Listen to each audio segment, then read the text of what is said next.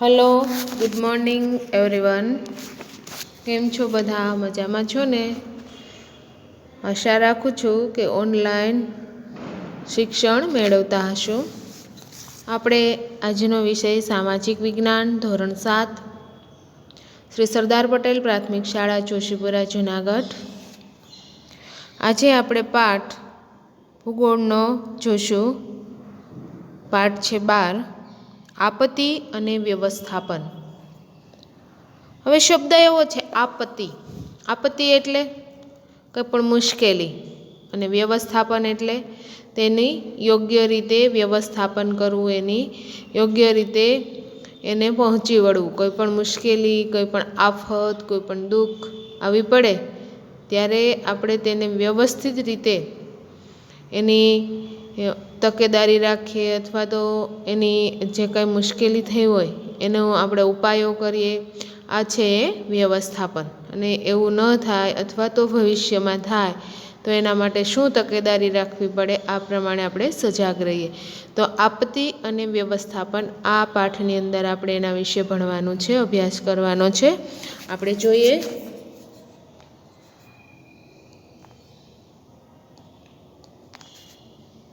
આપત્તિ અને વ્યવસ્થાપન. જુઓ, આપત્તિ શબ્દ કાને પડવાની સાથે આપણને મનમાં ભય અને બીકના ભાવ જાગે છે. આપત્તિ, આવો શબ્દ આપણે સાંભળીએ ત્યાં જ આપણને શું થાય? મનની અંદર એક પ્રકારનો ભય અને એક પ્રકારની બીક ઘરી જાય છે, અથવા તો વસી જાય છે. આપત્તિને સામાન્ય વ્યવહારમાં લોકો આપદા, હોનારત કે પ્રકોપ એવા નામે ઓળખે છે ને. આપત્તિની સાથે વિનાશ અને નુકસાનની કલ્પના પણ આપણને આવ્યા વિના રહેતી નથી. કોઈ પણ આપત્તિ આવે તો એમાં આપણને ખબર જ પડે, આપણે કલ્પના પણ કરી શકીએ કે કેટલી નુકસાની થશે, કેટલો વિનાશ થશે. આની પણ આપણને કલ્પના થઈ જ આવે છે. આપત્તિના જોખમોની આપણે જાણકારી ધરાવીએ છીએ. અછત અને રાહત કામગીરી માટેના આયોજન માટે તેના માટેના કારણો, જવાબદાર સંજોગોની વિગતો ધ્યાનમાં લેવી પડશે. આ જાણકારી આપણને બચાવ માટે ખૂબ ઉપયોગી છે. આપત્તિ વ્યવસ્થાપનના તજજ્ઞોએ આપત્તિઓને 2 ભાગમાં વહેંચી છે. તેના પ્રકારો અને તેના વિવિધ સ્વરૂપો જોશું આપણે. આપત્તિઓ કેટલા વિભાગમાં વહેંચવામાં આવી છે તજજ્ઞો દ્વારા? તો કે 2 પ્રકારમાં વહેંચવામાં આવી છે. અને આપણે એના સ્વરૂપો વિશે જોઈએ. જો આ કોષ્ટક આપવામાં આવેલું છે.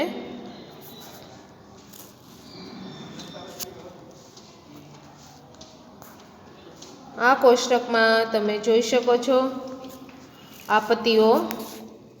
એમાં જુઓ, કુદરતી આપત્તિ અને માનવ સર્જિત આપત્તિ. આપત્તિ 2 પ્રકારની હોય, એક કુદરતી અને એક માનવ સર્જિત. માનવ સર્જિત એટલે આપણે જ ઉત્પન્ન કરતા હોય એવી આપત્તિ, આપણે જ સર્જન કરીએ એવી આપત્તિ.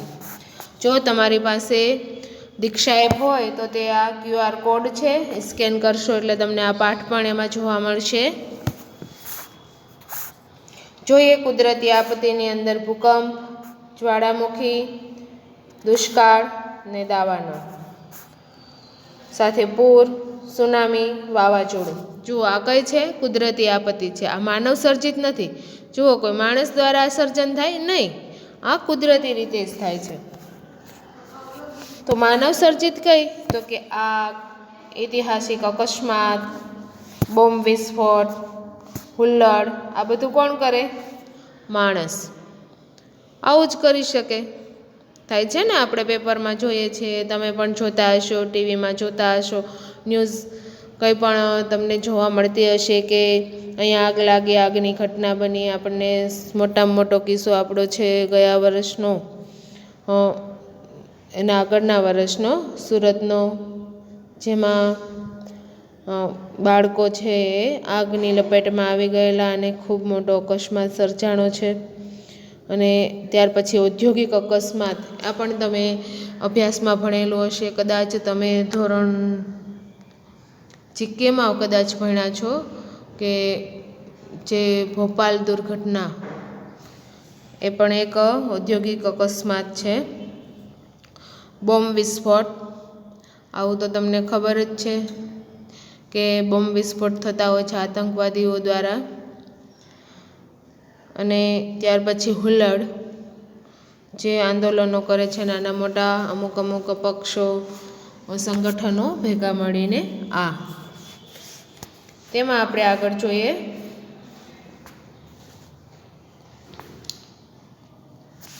ઉપરોક્ત ઘટનાઓ ભારે વિનાશ હાનિ પહોંચાડનારી હોય છે. પૂર, સુનામી, વાવાઝોડું અને દુષ્કાળની પૂર્વ આગાહી શક્ય છે. જુઓ, પૂર, સુનામી, વાવાઝોડું, દુષ્કાળ કે કંઈ પણ થવાનું હોય તો તેની આગાહી થઈ શકે. આપણને અગાઉ કહી દે, જો હમણાં ઠંડી પડવાની હતી તો પણ આપણને મેસેજ મળી ગયા ન્યૂઝપેપરમાં, ટીવી ચેનલમાં, અમુક યુટ્યુબ ચેનલમાં કે આટલી તારીખે ખૂબ ઠંડી પડશે. તો આની બધાની આગાહી થઈ શકે છે. પૂર આવવાનું હોય એટલે કે ભારે વરસાદની આગાહી થાય તો આપણને ખબર પડી જાય કે ભાઈ આ વિસ્તારમાં પૂર આવશે જ, અને વિસ્તારના નામ સાથે પણ લોકોને દૂર ખસેડવામાં આવે સલામત સ્થળે. આવું પણ તમે સાંભળતા હશો, જોતા હશો. ત્યાર પછી સુનામી, વાવાઝોડું. આપણે હવે તો એવી બધી ટેકનોલોજી આગળ આવી ગઈ છે કે વાવાઝોડું આવવાનું હોય તો પણ અગાઉ ખબર પડી જાય છે કે આટલા વાગે આટલો પવન ફૂંકાવાનો છે, એટલે અહીંયા આ વિસ્તારને નુકસાન પહોંચાડનારું આ વાવાઝોડું છે, આવું બધું છે તે.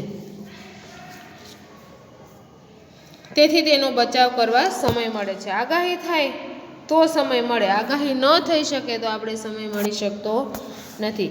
અને જાનહાનિ નિવારી શકાય છે. જ્યારે ભૂકંપ, જ્વાળામુખી, દાવાનળની પૂર્વ આગાહી શક્ય નથી. જુઓ, ભૂકંપ છે કેવો, તમારો જન્મ પણ નહીં હોય, 2001ની અંદર 26 જાન્યુઆરી 2001ની અંદર ભૂકંપ આવેલો સવારના 9 વાગે, તો એ સમયે ઓચિંતા જ ભૂકંપ આવેલો. અને અત્યારે ગમે ત્યારે પણ આંચકા આવે છે. આપણને હમણાં હળવા આંચકા બેક અનુભવેલા, પણ અમુકને ખબર હતી, અમુકને ખબર પણ નથી પડી.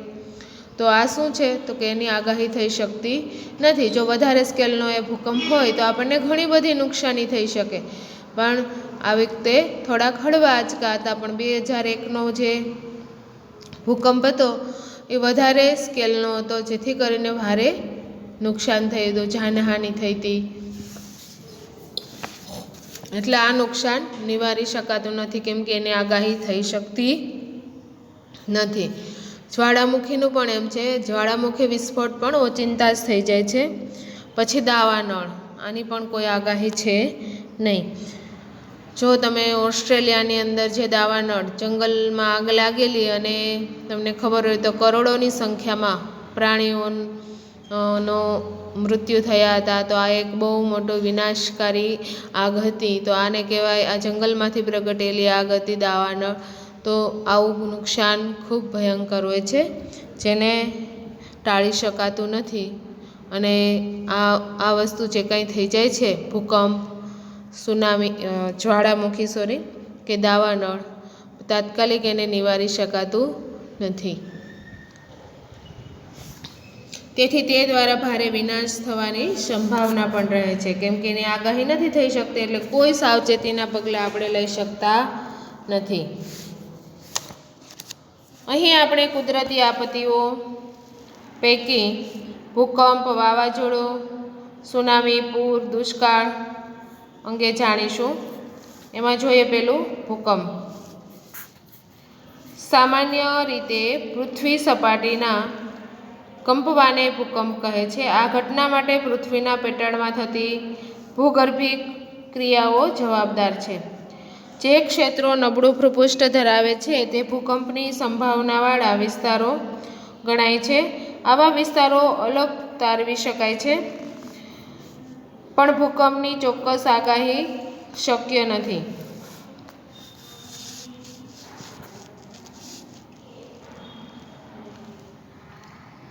તેથી જ્યારે પણ આ આપત્તિ આવે ત્યારે જાન માલની ભારે ખુવારી વેઠવી પડે છે. જુઓ, આપણે આ દ્રશ્ય જોઈએ છીએ.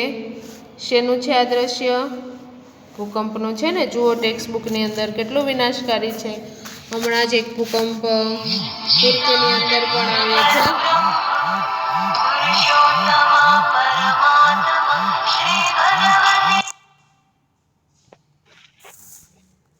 હલો.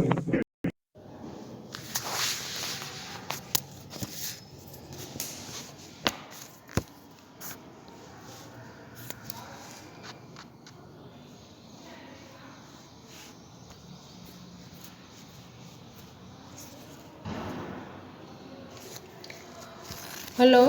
ત્યાર પછી આગળ જોઈએ ભૂકંપ સમયે રાખવાની સાવચેતી, પેજ નંબર 70 જુઓ. ભૂકંપ આવ્યો હોય તો આપણે શું સાવચેતી રાખવી, શું કરવું અને શું ન કરવું. એમાં આપણે જોઈએ કે જો ભૂકંપ આવે તો શું કરવું. જો આપણે સ્કૂલે હોય તો વર્ગખંડમાં પાટલી નીચે બેસી જવું. જો કંઈ ઉપરથી છત કે એવું કંઈ લાગે એવું પડે તો આપણને પાટલીનો આધાર મળી જાય, જેથી કરીને આપણને નુકસાન ન થાય, માથા ઉપર વાગે નહીં વગેરે. વીજળીના થાંભલા અને તારથી દૂર રહો. જો ભૂકંપ આવે ઓચિંતા તો આપણે ભાગાભાગી કરીએ તો આ બધી સાવચેતી રાખવાની. વીજળીના સ્તંભથી ખાસ દૂર રહેવું.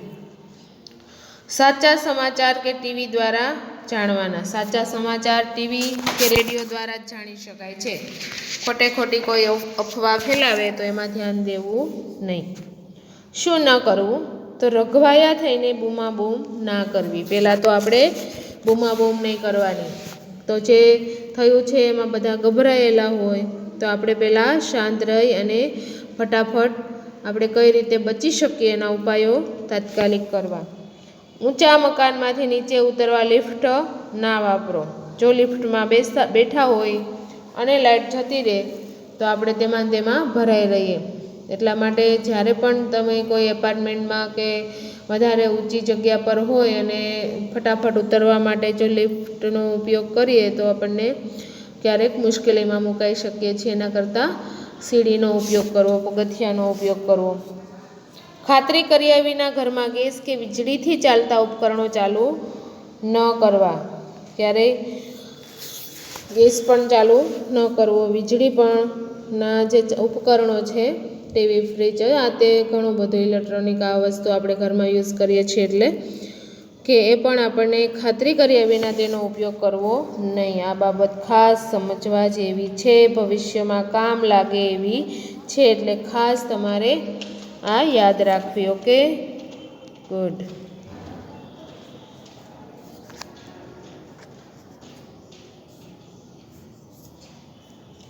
જુઓ ત્યાર પછી આવે છે આપેલા નકશાની મદદથી ગુજરાતના ભૂકંપનું જોખમ ધરાવતા જિલ્લાની યાદી.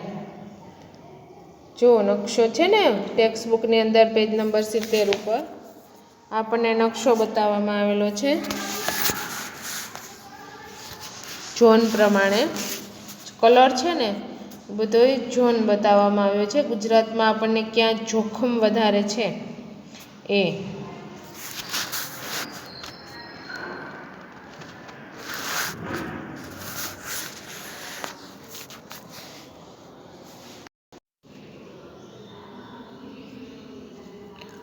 જો આપણે આ જે નકશો છે એ અલગ અલગ ઝોન પ્રમાણે બતાવવામાં આવ્યો છે. જે ઓરેન્જ કલર ઝોન બતાવવામાં આવ્યો છે આપણો કચ્છ વિસ્તાર છે. એ આપણો ખૂબ જ ખતરનાક વિસ્તાર છે ભૂકંપ માટે. મતલબ જે ભૂકંપ નિર્ગમન કેન્દ્ર તેને ત્યાં માનવામાં આવે છે. ભૂકંપ વધારે ને વધારે ઉદ્ભવનાર કોઈ સ્થળ હોય તો તે આપણા કચ્છના વિસ્તારમાં છે. આગળ જોઈએ, આપણને આવું જાણવું ગમશે કે તમને ખબર છે ભૂકંપની તીવ્રતા કયા સાધનથી માપવામાં આવે છે? તો ભૂકંપની તીવ્રતા છે એ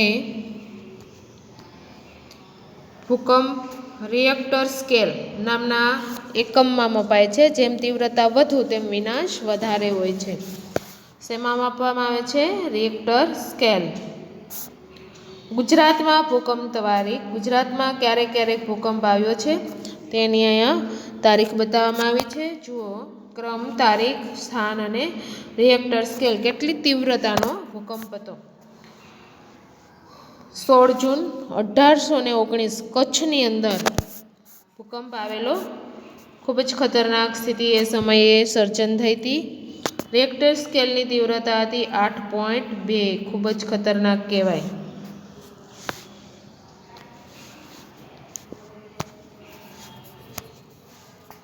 ત્યાર પછી બીજું છે 12 જુલાઈ 1915 અંજાર, એ પણ કચ્છ વિસ્તાર, એની તીવ્રતા હતી 6.1. ત્યાર પછી છે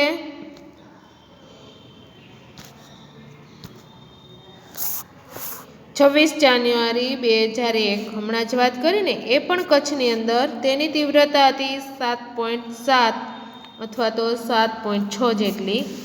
ભચાઉ તેનું કેન્દ્ર બિંદુ હતું, એટલે કે નિર્ગમન સ્થળ હતું, અને ભચાઉની અંદર ખૂબ જ વિનાશક સ્થિતિ થઈ હતી.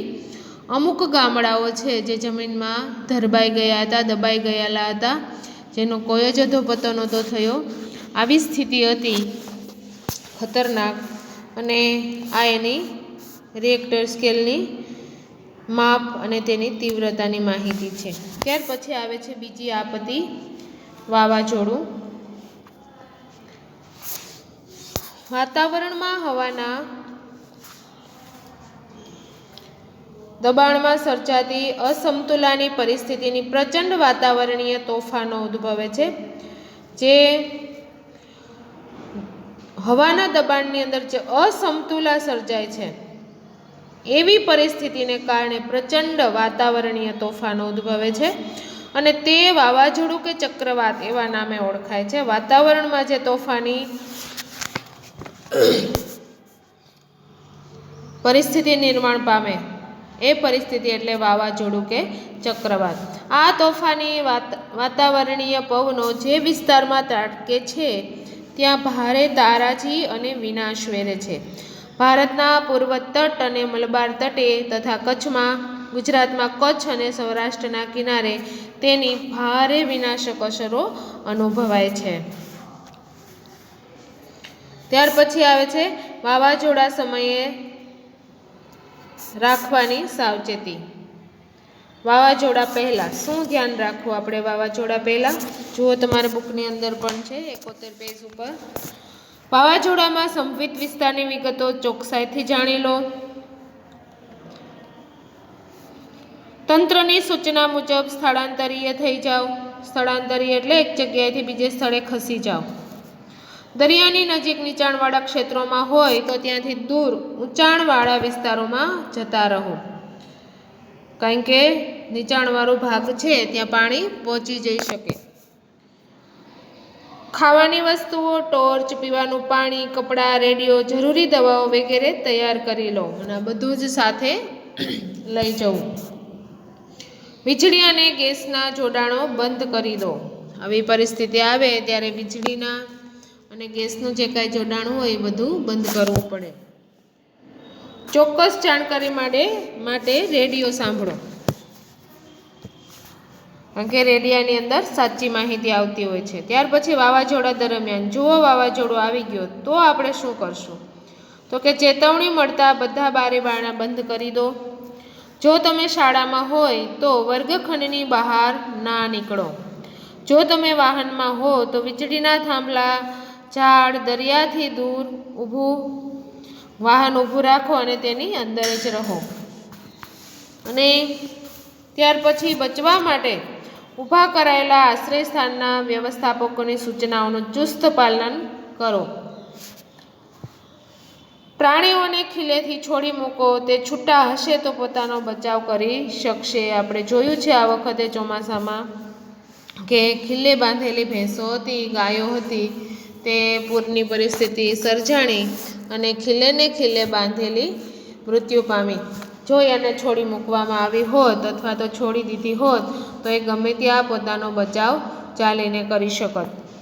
તો આવું કરવું કે મૂંગા પ્રાણીઓને છે એ ખીલેથી આવી પરિસ્થિતિ નિર્માણ પામે ત્યારે છોડી મૂકવા, એ ગમે ત્યાં પોતાનો બચાવ કરી લેશે.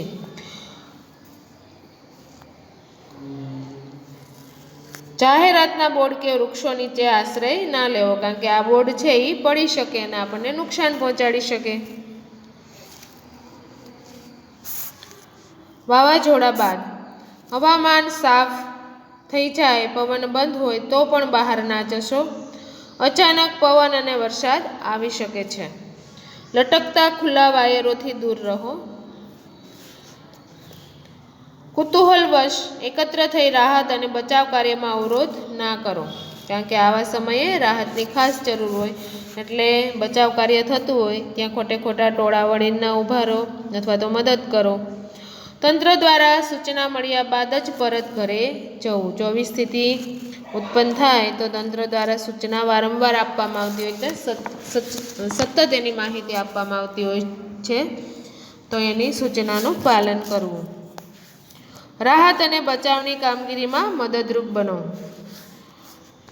મદદ માગ્યા સિવાયના ફોન ન કરવા. બિનજરૂરી ફોન કરવાથી નેટવર્ક ઠપ થઈ જતા રાહત અને બચાવ કામગીરીમાં વિક્ષેપ ઊભો થાય છે. વિક્ષેપ થઈ શકે ને, વિક્ષેપ એટલે મુશ્કેલી થઈ શકે. મદદ માગવા સિવાયના ફોન ન કરવા, ખોટે ખોટા ફોન કરવા નહીં. ચાલો આપણે અહીંયા સુધી આ રાખીએ છીએ. હવે પછીના પીરિયડમાં આપણે જોશું સુનામી. તમે આ વિડીયો 2-3 વખત જોઈ લેજો, એટલે આવડી જશે. એકદમ સહેલો પાઠ છે અને આવડી પણ જશે. અને એમાંથી જ પ્રશ્નો પણ તમારી રીતે કાઢવાના છે, 5, 10, અને એના પાછા આન્સર પણ તમારે લખવાના છે રફ બુકની અંદર. Okay, thank you.